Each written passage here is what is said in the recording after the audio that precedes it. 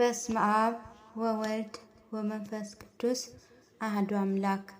አንድ አምላክ በሆነ በአብ በወልድ በመንፈስ ቅዱስ ስም ሰኔ 20 በዚች ቀን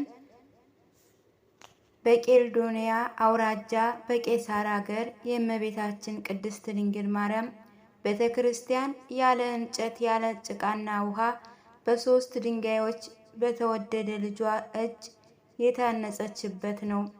ልመናዋ ክብሯ ወንዶችና ሴቶች ባሪያዎቿ ከሆኑ ከሁላችን የክርስቲያን ወገኖች ጋር ይኖር ለዘላለሙ አሜን። በዚችም ዕለት ከገሊላ አውራጃ አለሙት ከምትባል ቦታ የሆነ የሳፍጥ ልጅ ታላቁ ነቢይ ኤልሳዕ አረፈ። የዚህም ነቢይ መጠራቱ እንዲህ ሆነ። ኤልያስ አልፎ ሲሄድ የሳፋጥ ልጅ ኤልሳዕን በፊቱ 12 ጥማድ አስጠምዶ ሲያርስን አገኘው። እርሱም በነዛች የተሾመ ነበረ። ኤልያስም ሂዶ መጎናጸፊያውን በላዩ ጣለበት።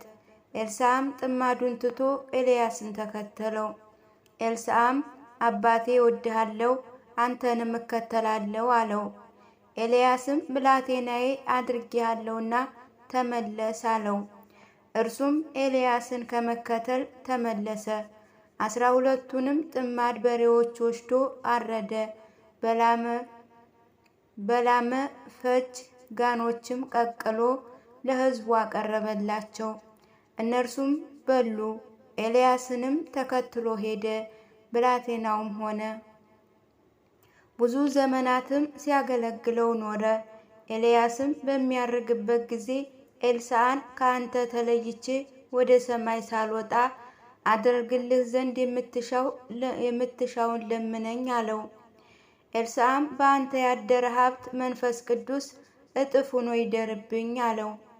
ኤልያስም ኤልሳዕን ድንቅ ነገርን ለመንክ፣ ነገር ግን ከአንተ ተለይቼ ወደ ሰማይ ስወጣ ብታየኝ ይደርብህ፣ ከአንተ ተለይቼ ወደ ሰማይ ስወጣ ባታይ ግን አይሆንልህም አለው።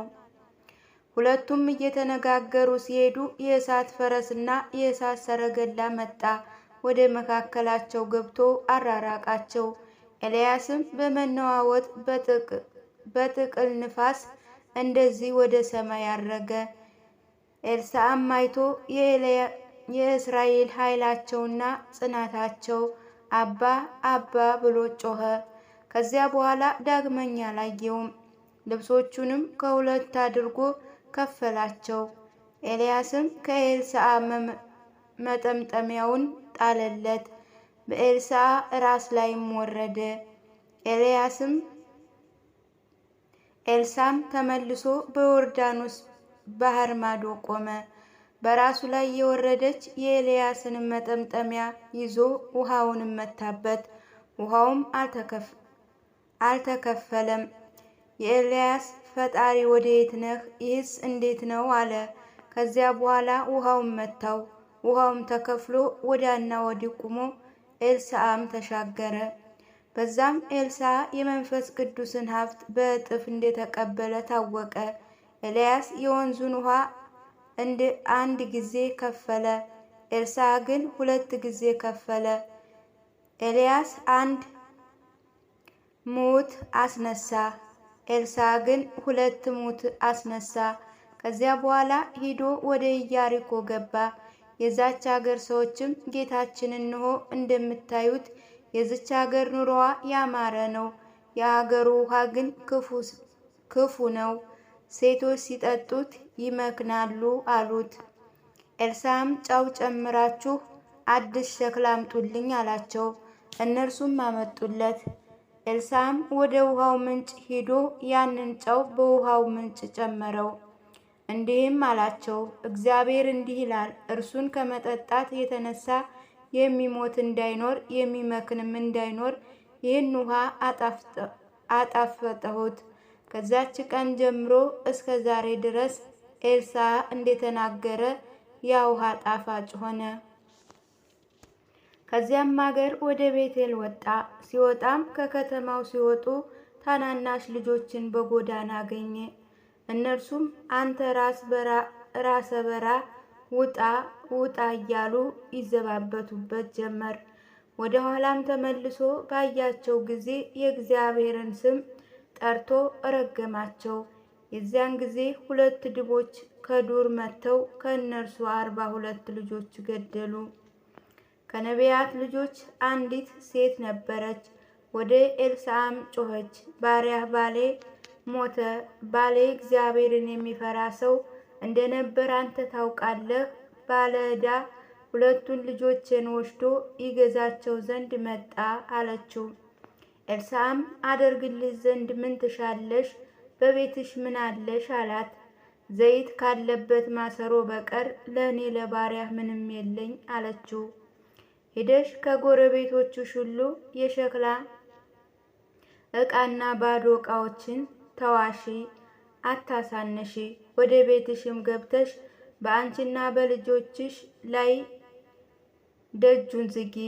በዚያም በሸክላ ዕቃ ዘይቱን ገልብጩ፣ ያውንም አንስተሽ አኑሪ አላት። እርሷም ወደ ቤቷ ገብታ በልጆቿና በእሷ ደጃፉን ዘጋች። እነርሱም ያቀረቡላት ነበር፣ እርሷም እየቀዳች ትገለብጥ ነበር። ከዚያ በኋላ ልጆቿን ዳግመኛ የሸክላ ዕቃ አቅርቡልኝ አለቻቸው።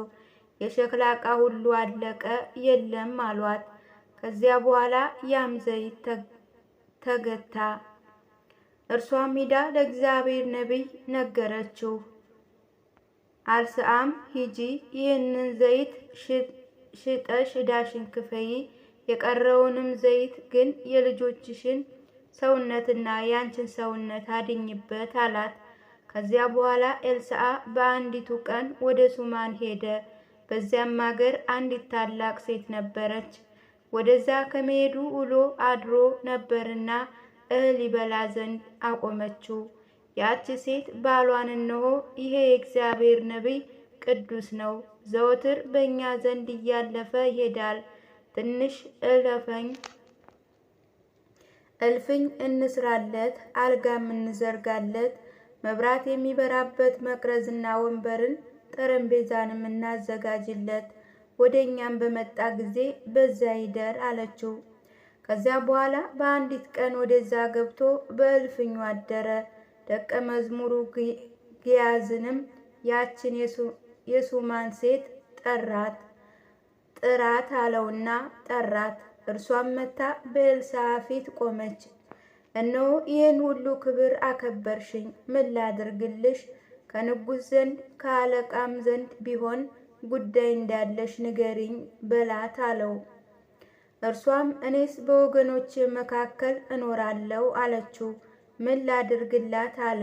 ደቀ መዛሙሩ ግያዝም ልጅ የላትም፣ ባሏም ሽማግሌ ነው፣ የሚታዘንላት ሴት ናት አለው።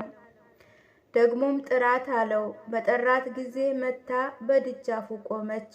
ኤልሳዕም የዛሬ ዓመት እንደ ዛሬ ልጅ ትወልጃለሽ አላት። እኔን አገልጋይህን ጌታዬ አታሳቀኝ አለችው። ከዚያ በኋላ ያች ሴት ጸነሰች። ኤልሳዕም በነገራት ቀን በዓመቱ ወንድ ልጅ ወለደች። ያም ልጅ አድጎ ከአባቱ ጋር ወደ አዝመራ ወጣ። አባቱን ራሴን አለው። የሕፃኑ አባት ብላቴናውን ወደ እናቱ አስገባው አለው። ብላቴናውም ያንን ልጅ ወደ እናቱ አስገባው። እናቱም እስከ ቀትር በጉልበቷ ላይ አስተኛችው። ከዚያ በኋላ በሞተ ጊዜ አውጥታ በእግዚአብሔር ነቢይ አልጋ ላይ አስተኛችው። ዘግታበትም ወጣች።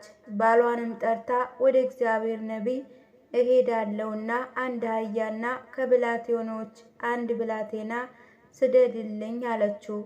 ባሏ መባቻ አይደል ቅዳሜ አይደል ዛሬ ለምን ትሄጃለሽ አላት።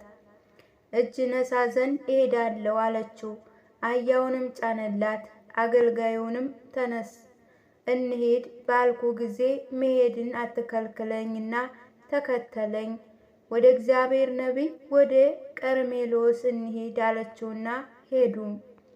ኤልሳዕም ያችን ሴት ስትመጣ ባያት ጊዜ ብላቴናው ግያዝን ያች ሴት ሱማናይቷ ሴት ናት፣ አሁንም ሩጠህ ሂደህ ተቀበላት፣ ደህና ነሽ ባልሽስ ደህና ነውን? ልጅሽስ ደህና ነውን? በላት አለው። እርሷም ደህና አለቻቸው። ወደ ኤልሳዕም ዘንድ ወደ ተራራው ደርሳ እግሩን ያዘችው። ያዝም ሊከለክላት መጣ። ኤልሳዕም ሰውነቱ አዝናለችና ተዋት። እግዚአብሔር ግን ነገሩን ሰውሮኛል አልነገረኝም አለው። አታሳቀኝ ያልኩህ አይደለምን? በውኑ እኔ ከአንተ ከጌታዬ ልጅን የለመንኩት መለመን አለን? አለችው። ኤልሳዕም ግያዝን ወገብን ታጠቅ፣ በትሬንም በእጅ ይዘህ ሂድ፣ ሰውን ብታገኝ እንዴት ነህ አትበለው፣ እንዴት ነህ ቢልህም አትመልስ፣ በትሬንም በሕፃኑ ግንባር ላይ አስቀምጥ አለው። የዛም ሕፃን እናት እንዳልተወህ ሕያው እግዚአብሔር በረከትን አለችው። ኤልሳዕም ተነስቶ አብሯት ሄደ። ግያዝም በፊታቸው ይሄድ ነበር፣ ሩጦም ቀደማቸው። በትሩንም በዚያ ልጅ ግንባር ላይ ጣላት። ነገር ግን አልሰማውም፣ አልተናገረውም። ግያዝም ተመልሶ ኤልሳዕን ተቀብሎ ያ ልጅ አልተነሳም አለው። ኤልሳዕም ወደ ቤት ገብቶ ሕፃኑ ሞቶ በአልጋ ላይ ተኝቶ አገኘው። በሁለታቸውም ላይ ደጃፉን ዘግቶ ወደ እግዚአብሔር ጸለየ። ወደ አልጋውም ላይ ወጥቶ በዚያ ሕፃን ላይ ተኛ። አፉን በአፉ ዓይኖቹን በዓይኖቹ ላይ እጆቹንም በእጆቹ ላይ አድርጎ በላዩ ላይ ተኛ። የዛም ልጅ ሰውነት ሞቀ። ከዚያ በኋላ ተነስቶ በቤቱ ውስጥ ወዲያና ወዲህ ተመላለሰ። ዳግመኛ ወጥቶ በዚያ ልጅ ላይ ተኛ። እስከ 7 ጊዜ እንዲህ አደረገ። ከዚያ በኋላ ያ ልጅ ዓይኑን ገለጠ። ኤልሳዕም ግያዝን ጠርቶ ያችን ሱናማት ሴት ጥራት አለው። ጠሯትም፣ ወደ እርሱ ገባች። ኤልሳዕም እነሆ ልጅሽ ውሰጂ አላት። እርሷም ከእግሩ ላይ ወድቃ ሰገደችለት። ልጇንም ይዛ ወጣች። የሶርያ ሰው ነአማን ወደ እርሱ በመጣ ጊዜ በዮርዳኖስ ውሃ ከለምጹ አዳነው።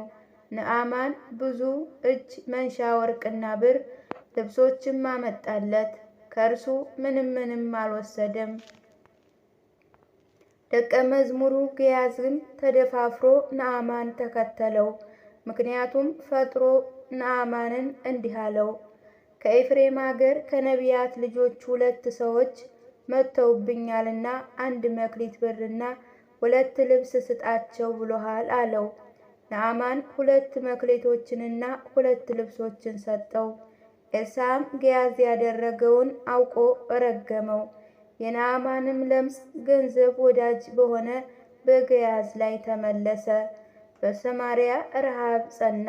ከሶርያ ሰዎችም የተነሳ የአህያ መንጋጋ በ50 ወቄት ብር እስኪለውጡ ድረስ ኩስሃ ርግብም የደርጎ 4ኛ በ5 ብር እስኪሸመት ድረስ በሀገራቸው የሶርያ ሰዎች ሰፍረው ተቀመጡ። በዚያም ነቢይ ጸሎት በአንዲት ቀን ረሃቡ ተለወጠ፣ ጥጋብም ሆነ። በዘመኑም ብዙ ድንቆችና ተአምራቶችን አደረገ። በሞትም ጊዜ በመቃብር ውስጥ አኖሩት። በዚያም ወራት የሞዓብ ሰዎች አገራቸውን ከበቡ። የቀብሩት ዘንድ ሌላ ሰውን አመጡ። አዳጋ ጣዮችም ባዩ ጊዜ የዛን ሰው ሬሳ በኤልሳዕ መቃብር ላይ ጣሉት። የዛም ሰው ሬሳ በኤልሳዕ አጽም ላይ ወረደ።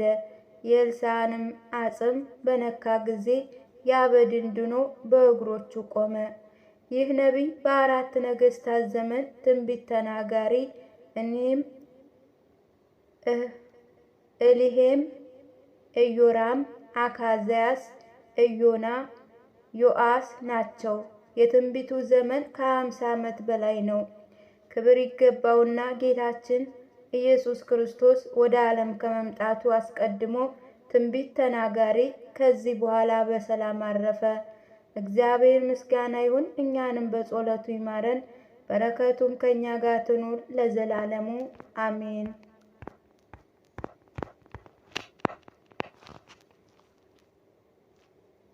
በዚህች ዕለትም የሰማዕት አርጣልስና የሚናስም ዘቡፈር መታሰቢያቸው ነው።